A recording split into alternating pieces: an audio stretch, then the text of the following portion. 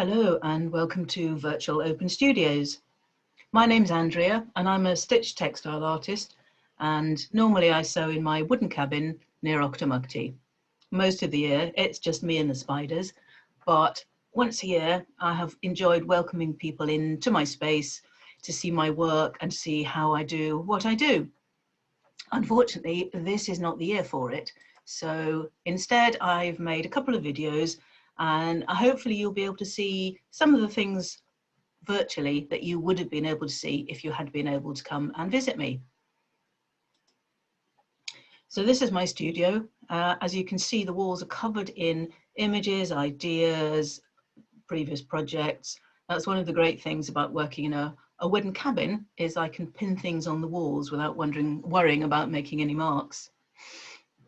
Now, if you've seen the brochure or the website, then my primary image this year was of a piece called Haystack Rock. So what I thought I'd do was to take you through the progression of that piece from the original photo to the finished item and give you some idea of how I achieve my images.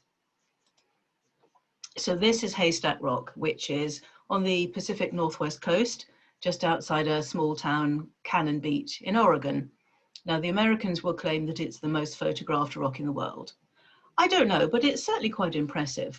I saw it on a visit to Oregon a couple of years ago, and as soon as I did, I knew I just wanted to make it in fabric. So I took a lot of photos from a lot of different angles, bought the fabric. I do try and buy fabric when I'm abroad. If I'm going to make a memory piece, then I will try and use some local fabric in it. And then I used the photo, translated it into a composite image, which I traced down to break it down into fabric blocks. So this slide shows the block draft along with the fabric that I'll be using. Now the image is reversed because when I sew my fabric on, I sew from the back. So I have to work from a reversed image to get it to come out on the front the right way around. I sew along the lines to hold the fabric in place. I've used my iPad here, which is brilliant because that's a source photo, and I can close in, I can zoom out. So it's a great tool. The only problem is that it keeps shutting off, and then I have to take my gloves off in order to get the touchscreen to work. But hey ho. So here we have the first stage. Now with this one here, all the fabric is in place. It's all stitched on, but it's untrimmed. What I have to do now is I use a very sharp, very small pair of scissors, and I trim away the excess fabric. And this is where we get here. And I then satin stitch over the raw edges, which stops them from fraying, and it also stabilizes the work. And now it's ready for the detail stitching, which is done in layers, one color of thread at a time. So here we have my threads laid out. Now I have lots and lots and lots of thread. I probably have at least 90 reels at any one time, but frequently the exact color that I want I don't have, and then I have to go shopping, which was rather more fun before lockdown, I have to say, but there we go. And here we are midway through the piece. Now at this stage, there's probably about 6 different layers of stitching in different color threads. And I wanted to recreate the effect of the reflection of the rock in the wet sand. So what I've done is I've put down a sheer fabric here, which you can't really see, but when it's stitched, it will enhance the idea of reflection.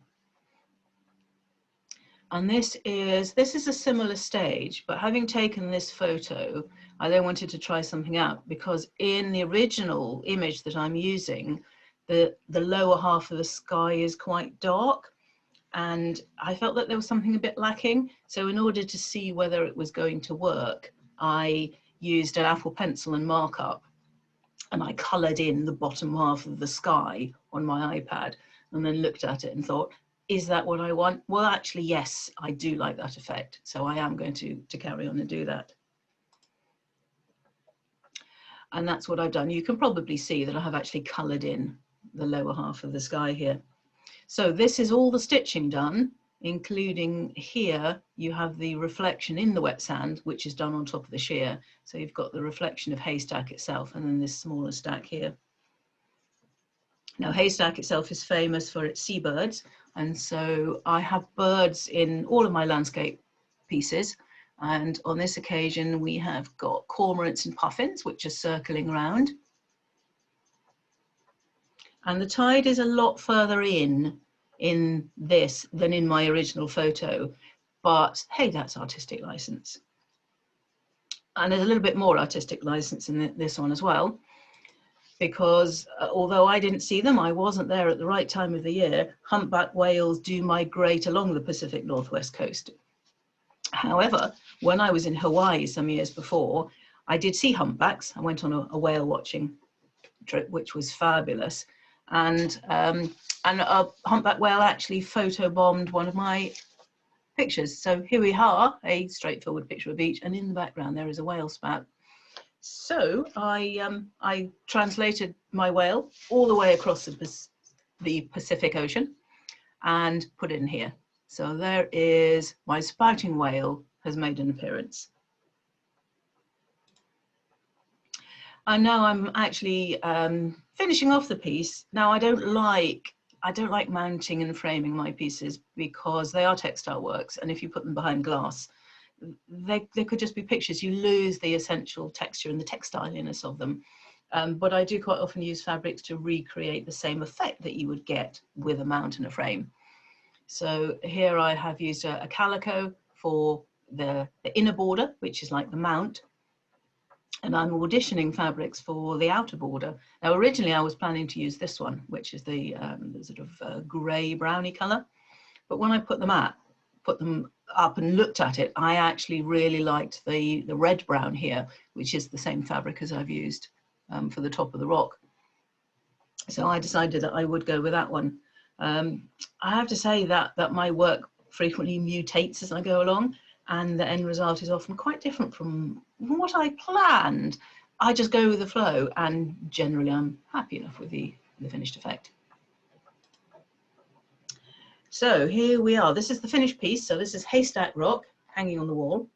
It's 30 by 23 inches in size, and it was quite complex. There were a lot of elements and stages, and it took somewhere between 80 and 100 hours to make. And that's not all in one go. That was spread out over 3 or 4 months because I work full time, and I sew when I'm not actually working. So given that it's the most photographed rock in the world, apparently, it's well represented in art and craft, but this is my interpretation of the rock, and I'm pretty happy with the result. Thank you.